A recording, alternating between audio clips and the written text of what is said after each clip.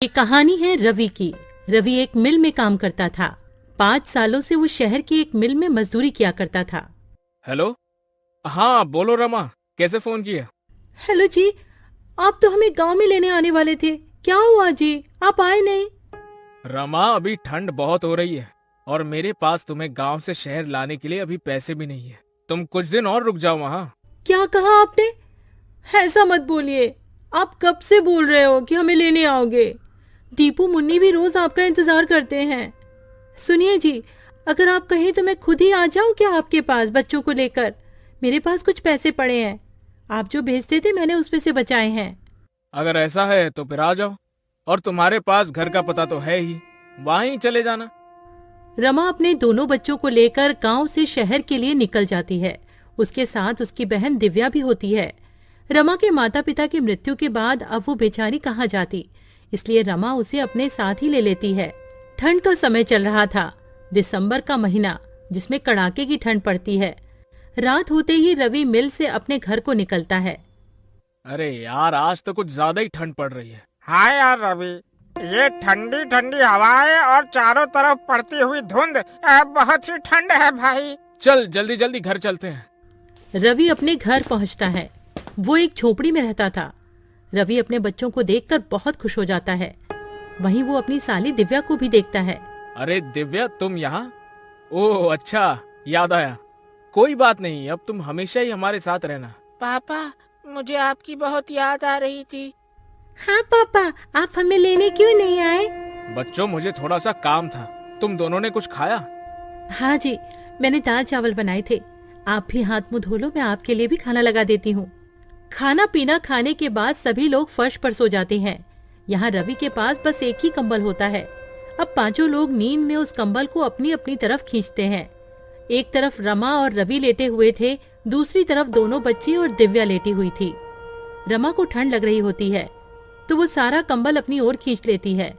ठंड तो उस समय सबको लग रही होती है, ठंड जो इतनी कड़ाके की पड़ रही होती है।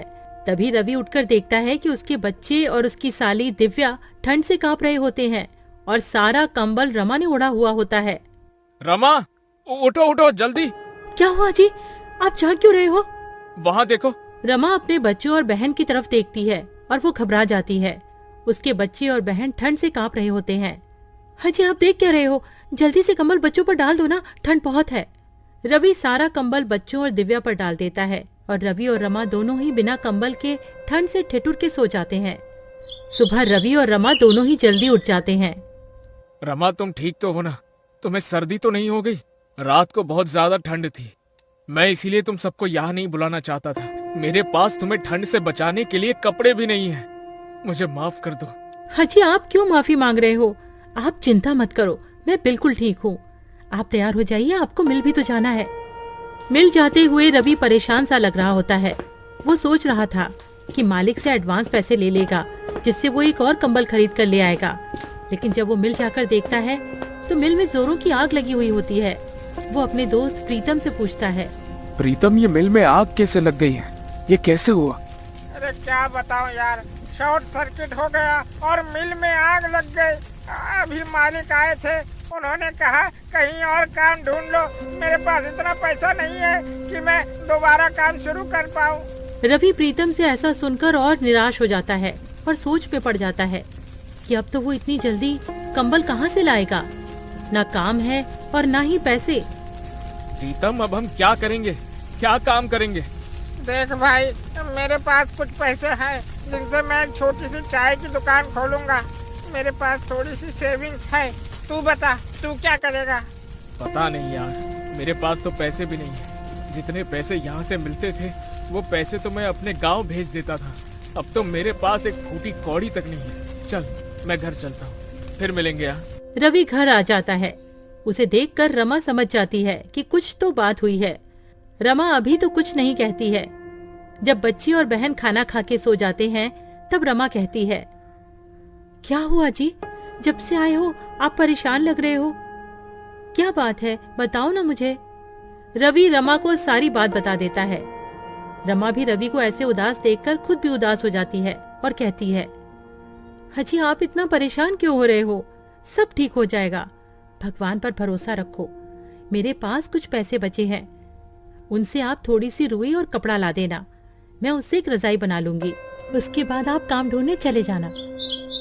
सुबह होते ही रवि रमा को रुई और कपड़ा देकर वहां से चला जाता है और रमा रुई को कपड़े में भरकर रजाई की तरह सिल रही होती है। तभी, दीदी क्या हुआ, सब ठीक तो है ना? जब से हम यहाँ आए हैं जीजा जी कुछ दुखी से रहते हैं, क्या उसकी वजह मैं हूँ? अरे दिव्या, तू पागल है क्या? ऐसा कुछ भी नहीं है। तू तो जानती है ना, तेरे जीजा जी तो ऐसे नहीं है जैसा तू सोच रही है। वो तो उनकी मिल में आग लग गई है, वो इसीलिए परेशान है। तू ज्यादा अपना दिमाग मत चला। हाँ, जाकर अब अपना काम कर। रमा एक सुंदर सी रजाई बना देती है। उधर रवि पूरे दिन यहाँ वहाँ काम ढूंढता है, पर उसे कोई काम नहीं मिलता है। वो निराश होकर घर आ जाता है। रवि घर आकर देखता है रमा ने एक सुंदर सी रजाई बना ली होती है। अरे वाह रमा, तुमने तो बहुत ही सुंदर रजाई बनाई है। अरे तुम तो बहुत ही अच्छी रजाई बनाती हो। जी, वो गांव में खाली समय में मैंने रजाई बनाना सीख लिया था। आप बताइए, कहीं काम मिला क्या आपको? नहीं रमा, बहुत ढूंढा पर कहीं कोई काम नहीं मिला। कल फिर जाऊंगा, देखते हैं, कहीं कुछ न कुछ काम मिल ही जाएगा। रमा बच्चों को नई रजाई में सुला देती है और खुद दोनों मियाँ बीवी पुराने कंबल में सो जाते हैं। अगले दिन रवि का दोस्त प्रीतम रवि का हाल पूछने उसके घर आया हुआ होता है।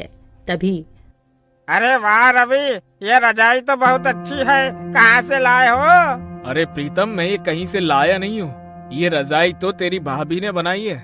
क्या कह रहे हो? ये रजाई भाभी ने बनाई है? भाई, ये तो बिल्कुल वैसी ही रजाई है जो दुकानों में मिलती है। अरे वाह भाभी जी, आप तो बहुत ही बड़ी कलाकार हैं। अरे तू वो सब छोड़, ये बता तेरी चाय की दुकान का क्या हुआ? हाँ भाई, मैं इसीलिए तो आया हूँ। मैंने हाईवे पर एक चाय का स्टॉल खोला है। तू बता, तेरा क्या हुआ? कहीं पर काम मिला कि नहीं? नहीं भाई, अभी तो मुझे कहीं भी कोई काम नहीं मिला। मिल जाएगा, वैसे भी मैं ढूंढ तो रहा ही हूँ। अच्छा, अब भाभी एक रजाई मेरे लिए भी बना देना, मुझे ये रजाई बहुत पसंद आई है।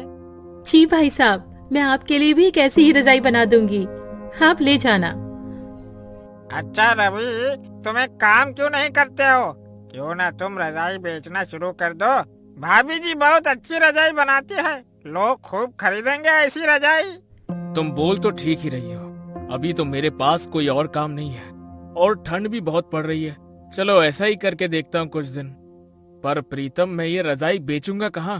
हाईवे पर मेरे चाय के स्टॉल के पास तुम भी रजाई बेच सकते हो। पर प्रीतम, एक और दिक्कत है, मेरे पास पैसे भी नहीं है सामान लाने के लिए। अरे तुम चिंता मत करो, ये लो पैसे, इनसे तुम सामान ले आना है। ठीक है, फिर मैं आज ही रजाई बनाने का सामान ले आता हूँ। क्यों रमा, ठीक है ना? आप जैसा भी कहो, मैं तो आपके साथ कोई भी काम करने को तैयार रहती हूँ। रवि और प्रीतम दोनों चले जाते हैं। रवि बहुत सारी रुई और कपड़ा घर ले आता है। उसके बाद रमा रजाई बनाने का काम शुरू कर देती है। रवि के साथ साथ रमा की बहन दिव्या भी उसकी मदद कर रही होती है और बच्चे भी रजाई में रुई भरने में लगे हुए होते हैं। 2 से 3 दिन में सबने मिलकर 10 रजाइयां बना ली होती हैं और रवि सारी रजाइयां लेकर हाईवे पर प्रीतम के बगल में ही बेचने लगता है और देखते ही देखते उसकी रजाइयां बिकने लगती हैं। वो रजाइयां बहुत सुंदर लग रही होती हैं, जिसकी वजह से लोग खरीदने आ रहे होते हैं। देखा तुमने रवि, बिक गई ना सारी रजाइयाँ। अब तो बस रजाइयाँ बनाते रहो। रवि घर जाकर रमा को सारी बात बता देता है। रमा बहुत खुश हो जाती है और रवि और रजाइयां बनाने की तैयारियां करने लगता है और रवि का रजाइयों का कारोबार खूब अच्छा चलने लगता है। इस तरह रवि अपना खुद का काम करने लगता है और अपने परिवार की सारी जरूरतों को पूरा करता है। गरीब पर ठंड का कहर। रामू एक बहुत गरीब मजदूर था, जिसके घर में उसकी पत्नी मधु और बेटी रानी रहा करती थी। पर अब गर्मियों का मौसम जाने को था और सर्दियों का मौसम आने को था, लेकिन रामू टूटी फूटी झोपड़ी में रहता था, जिसकी खिड़की से हवा आती थी और छत से भी। एक दिन रामू की पत्नी मधु रामू से कहती है कि सुनिए जी, ठंड आने वाली है और ठंड में घर के अंदर बहुत हवा आती है, तो आपको घर की मरम्मत करवानी चाहिए। और रामू उसे कहता है कि मैं कल जाकर अपने मालिक से कुछ पैसे उधार ले आऊंगा ताकि हम अपने घर की मरम्मत करवा सके। यूं ही एक दिन बीत जाता है और अगली सुबह रामू अपनी मजदूरी के काम पर जाता है और वो जिसके पास काम कर रहा था उस मालिक से कहता है कि साहब जी, अगले महीने से ठंड आ रही है और मेरे घर की छत टूटी हुई है जिससे कि घर में हवा आती है, और अगर मैंने जल्दी उसे ठीक नहीं करवाया ना तो ठंड में बहुत दिक्कत हो जाएगी। रामू की बात सुन मालिक कहता है, अरे तो उसमें मैं क्या करूं? रामू कहता है, मालिक आप थोड़े पैसे उधार दे देते तो मैं अपने घर की मरम्मत करवा लेता। मालिक कहता है कि अरे अभी तो तूने उतना काम भी नहीं किया है जो मैं तुझे उधार दे सकूं, अभी मेरे पास पैसे नहीं है। रामू कहता है, मालिक ऐसा मत करो, आप मुझे कुछ पैसे उधार दे दो, मेरी एक छोटी बच्ची है, मैं और मेरी पत्नी तो ठंड सह लेंगे पर मेरी बेटी नहीं सह पाएगी। रामू की लाख मिन्नतें करने पर भी उसे पैसे नहीं देता है और बेचारा रामू उदास शाम को घर लौट आता है। रामू के घर आते ही उसकी पत्नी मधु उससे पूछती है कि क्या आप मालिक से पैसे लाए? तो रामू उसे बताता है कि मालिक ने पैसे देने से मना कर दिया है। जिसके बाद मधु भी अब परेशान हो जाती है। दोनों ही इस बात को लेकर काफी परेशान हो गए थे कि अब सर्दियों में उनका गुजारा कैसे होगा। अब रामू मधु से कहता है कि अभी ठंड आने में पूरा 1 महीना बाकी है, तो मैं अगले महीने की 1 तारीख को अपने मालिक से पैसे के लिए बोलूंगा और तब शायद मालिक मना न करे। और ये सुन मधु कहती है कि हाँ, ये सही रहेगा। यूं ही रामू को मजदूरी करते हुए 1 महीना और बीत जाता है और जब रामू अपने मालिक से कहता है, मालिक अब तो पूरा 1 महीना हो गया है और थोड़ी थोड़ी ठंड भी होने लगी है, अरे अब तो आप मुझे मेरी मजदूरी के पैसे दे दो ताकि मैं उन पैसों से अपने घर की मरम्मत करवा लूं। रामू के इस बार पैसा मांगने पर भी मालिक फिर से कोई नया बहाना कर देता है और कहता है कि अभी मेरे पास सिर्फ ये 500 रुपए हैं, इससे ज्यादा नहीं है। 500 रुपए देखकर रामू कहता है कि मालिक मैंने तो इस महीने एक भी छुट्टी नहीं की, उस हिसाब से तो मेरे ज्यादा पैसे बनते हैं। लेकिन मालिक उसे अपनी बातों में फंसा देता है और रामू के ज्यादा बहस करने पर उसे काम से धक्के मारकर निकाल देता है। रामू कम पैसे मिलने और काम से निकाले जाने के बाद बहुत परेशान हो जाता है। उसे समझ नहीं आता कि आगे वो क्या करे। यूं ही सोचते सोचते वो अपने घर पहुंच जाता है, जिसे यूं निराश देख मधु कहती है, क्या हुआ, आप पैसे नहीं लाए क्या? रामू मधु को बताता है कि अरे इस बार भी मालिक ने पूरे पैसे नहीं दिए और तो और मुझे काम से भी निकाल दिया है। ये बात सुनकर मधु चिंता में पड़ जाती है और कहती है कि अब घर कैसे चलेगा और ठंड में हमारा क्या होगा? रामू कहता है, तुम चिंता मत करो, मैं कहीं काम ढूंढता हूँ। इतना कहकर वो उन पैसों से घर में राशन भरवाता है और अब उसके पास पैसे खत्म हो गए थे। कुछ दिनों तक रामू यहाँ वहाँ काम की तलाश में भटकता है पर उसे कहीं काम नहीं मिलता। वहीं दूसरी ओर अब ठंड भी धीरे धीरे बढ़ने लगी थी और रात के समय रामू के घर में ठंडी हवा खिड़की और छत से आनी शुरू हो गई थी। ठंडी हवा की वजह से अब रामू, उसकी पत्नी और उसकी बेटी पूरी रात ठंड में कांपते रहे। उनके पास एक ही कंबल था, अब उसमें भी ठंड नहीं रुकती थी। एक रात बहुत ठंड पड़ रही थी और तेज ठंडी हवाएं चल रही थी, जिसकी वजह से रामू की बेटी रानी को तेज बुखार हो जाता है और मधु रामू से कहती है, देखिए जी, रानी को बहुत तेज बुखार हो रहा है, वो पूरी तरह तप रही है। रामू कहता है कि अरे मेरे पास तो 1 पैसा तक नहीं है, हम रानी को डॉक्टर के पास कैसे लेकर जाएंगे? मधु कहती है, कुछ तो करना होगा वरना रानी की तबीयत रात में और बिगड़ जाएगी। देखिए ना, कुछ तो कीजिए। वो रोने लगती है।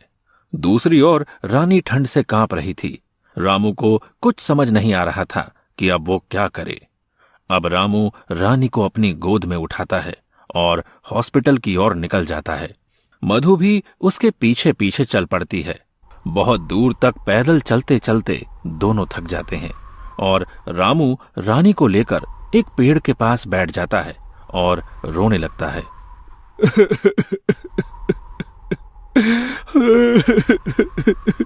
मुझे रोना आ रहा है अपनी लाचारी पर कि हमारे पास पैसे नहीं है कि हम अपनी बेटी को हॉस्पिटल तक ले जा सके।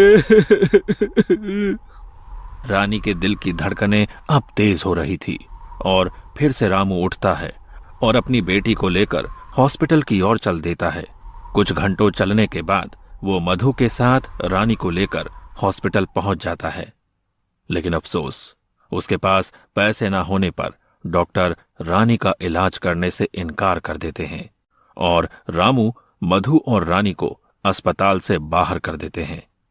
अस्पताल की सीढ़ी पर रामू अपनी बेटी को गोद में लिए बैठा रो रहा था और दूसरी ओर ठंड धीरे धीरे बढ़ती जा रही थी। ज्यादा ठंड होने की वजह से अब तीनों ही बुखार से जूझ रहे थे और तीनों ही हॉस्पिटल की सीढ़ी पर बेहोश हो जाते हैं। अगली सुबह जब रामू की आंख खुलती है तो वो खुद को हॉस्पिटल के अंदर बेड पर पाता है। ये देख रामू के मन में बहुत से सवाल आते हैं। अरे, मैं अंदर कैसे आया? मुझे कौन लाया? और मधु और रानी कहाँ हैं? इतने में उसके सामने वो डॉक्टर आता है जिसने उसकी बेटी को पैसा ना होने की वजह से एडमिट नहीं किया था और रामू उससे सवाल करता है कि मुझे अंदर कौन लाया? जिसके बाद डॉक्टर बताता है कि आपको एक औरत ने हॉस्पिटल में भर्ती करवाया क्योंकि आप सभी को ठंड लगने की वजह से तेज बुखार हो गया था और आप तीनों ही सीढ़ियों पर बेहोश थे। रामू उस औरत के बारे में पूछता है कि वो कौन है, तो डॉक्टर सामने की ओर इशारा करके उस औरत के बारे में बताता है। अब रामू जाकर उस औरत से बात करता है और पूछता है, आपका बहुत बहुत धन्यवाद, लेकिन आपने हमारी मदद क्यों की? तो वो औरत बताती है, मेरा आपके परिवार से कोई रिश्ता नहीं है, लेकिन एक टाइम था जब मेरे साथ भी ऐसा ही हुआ था और मेरी फैमिली बहुत गरीब थी। मैं भी किसी सड़क किनारे ठंड से जूझ रही थी और किसी नेक दिल इंसान ने इसी तरह हमारी मदद की थी। तब से आज तक वो औरत गरीबों की मदद करती है। ये सुनकर रामू उसे धन्यवाद कहता है और फिर रामू अपनी बेटी से मिलता है और अपनी पत्नी से भी। अब रामू से वो औरत पूछती है कि आखिर आपके साथ ऐसा क्या हुआ था जो सब इतनी देर रात तक हॉस्पिटल के बाहर बैठे थे? तो रामू उसे सारी बात बताता है, जिसके बाद वो औरत रामू और उसके परिवार की मदद करती है और रामू का घर भी बिल्कुल ठीक करवा देती है। अब रामू को गरीबी और ठंड दोनों से छुटकारा मिल जाता है।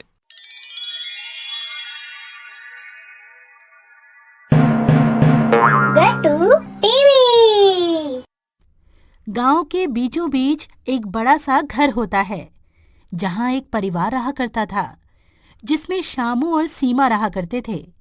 श्यामू के घर में उसके माता पिता और उसका बड़ा भाई भी अपनी पत्नी के साथ रहा करते थे। श्यामू का बड़ा भाई राजीव शहर की एक बड़ी कंपनी में काम किया करता था, इसलिए उसका रहन सहन भी वैसा ही होता है। वहीं दूसरी तरफ श्यामू बिल्कुल सिंपल स्वभाव का होता है जो गरीबी में ही अपना गुजर बसर किया करता था। श्यामू की पत्नी सीमा श्यामू का हर कदम पर साथ दिया करती थी। उन दोनों की जिंदगी गरीबी में भी खुशी से बीत रही होती है। श्यामू के माता पिता को गरीबी से चिढ़ होती है। उन्हें तो अमीरों वाली जिंदगी ही अच्छी लगती है और वो अमीरों की तरह ही अपना जीवन जीते हैं। एक दिन उनका बड़ा बेटा अपने माता पिता और सबके लिए बहुत सारे गिफ्ट लेकर आता है। माँ, बाबूजी, देखिए मैं आप दोनों के लिए अच्छे कपड़े लेकर आया हूँ। अरे वाह बेटा, इस घर में सिर्फ तू ही है जो हमारा इतना ध्यान रखता है। श्यामू को तो हमारी कोई चिंता ही नहीं है। ना तो उसने कोई पढ़ाई की और ना कोई अच्छी नौकरी करता है। ये तो बस मजदूर बनकर ही रह गया है। श्यामू अपने पिता के ताने चुपचाप सिर झुकाकर सुनता रहता है और करता भी क्या बेचारा। पर उसकी पत्नी सीमा से नहीं सुना गया। वो बोलती है, बाबूजी, ये पूरे दिन तो खेत में मेहनत करते ही हैं। अगर आप अपने बेटे को हौसला नहीं देंगे तो वो कैसे तरक्की करेंगे? जब माता पिता ही ऐसे ताने मारेंगे तो बाहर वाले तो बोलेंगे ही ना। आपको अपने बेटे को सपोर्ट करना चाहिए। अब तो सिखाएगी माँ बाबूजी को क्या करना चाहिए और क्या नहीं। वो हमसे बड़े हैं, उन्हें सब पता है, समझी? सीमा कुछ बोल पाती इससे पहले ही श्यामू ने इशारे से उसे मना कर दिया। हाँ, सीमा भाभी सही कह रही हैं। माता पिता तो हमेशा अपने बच्चों की भले की ही बात करते हैं। अरे बाबूजी, आप इन दोनों को छोड़ो। आप ये नए कपड़े तो पहनकर देखो, आप पर कैसे लगते हैं। इसी तरह दिन बीतते रहते हैं। श्यामू पूरे दिन मेहनत करता है, पर ना तो उसके माता पिता कुछ उसकी मदद करते हैं और ना ही उसका बड़ा भाई, बल्कि उसे हर बात पे कुछ न कुछ सुनाया करते हैं। राजीव शहर से पैसे कमा के लाता था, इसीलिए उसकी बहुत तारीफ हुआ करती थी। एक दिन की बात है। श्यामू, ये मैं क्या सुन रहा हूं? तुमने चोरी की है। देख तेरा बड़ा भाई कितने गुस्से में है। चोरी? कैसी चोरी? मैंने कोई चोरी नहीं की। देख श्याम, तू झूठ मत बोल।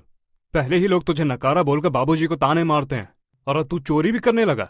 तूने मेरे पर्स में से पैसे क्यों निकाले? बहुत हो गया श्याम, अब तू चोरी भी करने लगा। मुझे तुझसे ऐसी उम्मीद नहीं थी। अब बस बहुत हुआ। अब तू उस घर से चला जा और बाहर रहकर अपना जीवन बिता। इस घर में तेरे लिए कोई जगह नहीं है। चला जा यहां से। सही कहा आपने श्यामू बेटा, तूने हमारा बहुत नाम खराब किया है। वो तो तेरे बड़े भाई राजीव ने हमारी इज्जत बचा रखी है। उसने घर का बड़ा लड़का होने का फर्ज निभाया है, पर तूने तो आज तक हमारा सर झुकाया ही है। बस अब तुम अपना रास्ता अलग बना लो। यहाँ तुम दोनों की अब कोई जरूरत नहीं है। अपने माता पिता से ऐसी बातें सुनकर श्यामू और सीमा का दिल टूट जाता है। वो जानते थे कि उनके पास और कहीं कोई ठिकाना नहीं है, लेकिन फिर भी वो अपने माता पिता की बात मानकर घर छोड़ने का फैसला कर लेते हैं। माँ, बाबूजी, आप लोग मेरे भले के लिए ही ये सब कर रहे होंगे। अपने माता पिता की आज्ञा मानना मेरा फर्ज है। चलो सीमा, चलते हैं। दोनों घर से निकल जाते हैं। श्यामू और सीमा गांव से बाहर एक टूटी फूटी झोपड़ी किराए पर लेकर रहने लगते हैं। अब उनके पास खाने पीने के लिए भी बहुत कम सामान होता है। देखा जी आपने, अपना तीर सीधा जाकर निशाने पे लगा है। अब वो नकारा श्यामू हमारे रास्ते से हट गया, समझो। सही कहा तुमने। बस बाबूजी को पता मत चलने देना। वहीं दूसरी तरफ श्यामू उदास बैठा होता है। तब सीमा श्यामू से कहती है, आप चिंता क्यों करते हो जी? हम दोनों फिर से खूब मेहनत करेंगे और फिर से अपनी नई जिंदगी बनाएंगे और अपने सपने पूरे करेंगे। तुम ठीक कहती हो सीमा। मेहनत और ईमानदारी से एक दिन हमें जरूर कामयाबी मिलेगी। फिर क्या था, रामू दिन रात मेहनत करने लगता है। कभी खेतों में मजदूरी करता तो कभी लकड़ियां काटा करता है। सीमा भी पास की एक महिला के साथ सिलाई का काम सीखने लगती है। दोनों की जिंदगी मुश्किलों से भरी पड़ी होती है, पर वो हार नहीं मानते हैं। भाभी, मेरे पति बाहर मेहनत करते हैं। मेरा भी तो फर्ज बनता है ना कि मैं भी उनकी मदद करूं। क्या आप मुझे भी सिलाई कढ़ाई का काम सिखा सकती हो? अरे क्यों नहीं सीमा, आजकल की लड़कियां तो अपने गरीब पति को छोड़कर ही भाग जाती हैं। वहीं तू है कि अपने पति का साथ देना चाहती है। तू चिंता मत कर, मैं तुझे सब कुछ सिखा दूंगी। कुछ ही दिनों में सुमन सिलाई कढ़ाई का सारा काम सीख जाती है और अब उसके पास सिलाई के बहुत सारे काम भी आने लगते हैं। अगर आप सही समझो तो कुछ पैसे मैं इकट्ठा करती हूँ, कुछ आप इकट्ठा करो और हम इस झोपड़ी के बाहर एक छोटी सी दुकान खोल लेते हैं। आप बाहर दुकान संभालना और मैं अंदर सिलाई का काम संभाल लूंगी। अरे वाह सीमा, ये तो बहुत ही अच्छा सुझाव है। मैं दिन रात मेहनत करके तुम्हारे लिए भी एक दुकान खोलूंगा। इस तरह सीमा और श्यामू ने अपनी मेहनत से एक दुकान खोल ली होती है। वहां वो कुछ पैसे कमाने लगते हैं और उनके जीवन में खुशियां आने लगती हैं। एक दिन सीमा श्यामू से कहती है, जी देखा आपने, अब हमारी हालत पहले से काफी ठीक हो गई है। मुझे तो यकीन है कि हम एक दिन अपने सारे सपने जरूर पूरे कर लेंगे। सीमा, तुम्हारी मेहनत ने ही मुझे ताकत दी है। हमारे पास कुछ नहीं था, तुम्हारी मेहनत और भरोसे ने ही हमें यहाँ तक पहुँचाया है। इस तरह दोनों की मेहनत रंग लाती है और समय के साथ उन दोनों की दुकान धीरे धीरे बड़ी हो जाती है। उनकी दुकान की चर्चा गांव भर में होने लगती है। गांव में वो दोनों अपनी एक छोटी सी कुटिया बनाकर अपने नए घर में खुशी खुशी रहने लगते हैं। एक दिन दो महिलाएं सीमा से मिलने आती हैं और कहती हैं, अरे सीमा, तुम तो बहुत अच्छे कपड़े सिलती हो। लोग हमारे कपड़ों की बहुत तारीफ करते हैं। थैंक यू दीदी, आप हमारे कस्टमर हो। आप खुश रहो, हमें और क्या चाहिए। हमें तो तुम दोनों की जोड़ी बहुत अच्छी लगती है। तुम्हारा पति तो दुकान में दिन रात मेहनत करता ही है। तुम भी अपने पति के साथ कंधे से कंधा मिलाकर उसका साथ देती हो। ऐसी लड़की आजकल कहाँ मिलती है। बड़ा खुश नसीब है श्यामू कि उसे तुम्हारे जैसी पत्नी मिली। वहीं गांव में कुछ महीनों के बाद गांव में भाई का कारोबार धीरे धीरे डाउन होने लगता है। एक दिन राजीव की पत्नी उससे कहती है, अजी, इस परिवार की सारी जिम्मेदारी हमारे कंधों पर ही आ गई है। आपका कारोबार भी ठप हो गया है। अब आप अपने माता पिता से कह दो कि हम उनका बोझ अब और नहीं उठा सकते हैं। वो दोनों तो बस हमारे पैसों पर ऐश करते रहते हैं। आखिर उन्हें भी तो कुछ सोचना चाहिए। देखो सुलेखा, तुम बात तो बिल्कुल सही कह रही हो, लेकिन मैं अपने माँ बाप के साथ ये सब नहीं कर सकता हूँ। पर कम से कम उन्हें खुद तो सोचना चाहिए कि दिन रात हमारा खाना खाकर अच्छे अच्छे कपड़े पहनकर यहाँ दिन रात पड़े रहते हैं। उन्हें तो खुद इस घर से निकल जाना चाहिए। बेकार में हम पर बोझ बने हुए हैं। तभी बाहर राजीव के माता पिता चुपके से सारी बातें उनकी सुन लेते हैं और सोचते हैं कि उन्होंने श्यामू के साथ अन्याय किया था। उन्हें अपने फैसले पर पछतावा हो रहा होता है। हमसे बहुत बड़ी गलती हो गई जी। हमने अपने ही बेटे के साथ इतना बड़ा अन्याय किया, जो सच में अपनी ईमानदारी से हमारी जिंदगी को संवार रहा था। उसे हमने अपने घर से निकाल दिया। तुमने बिल्कुल सही कहा।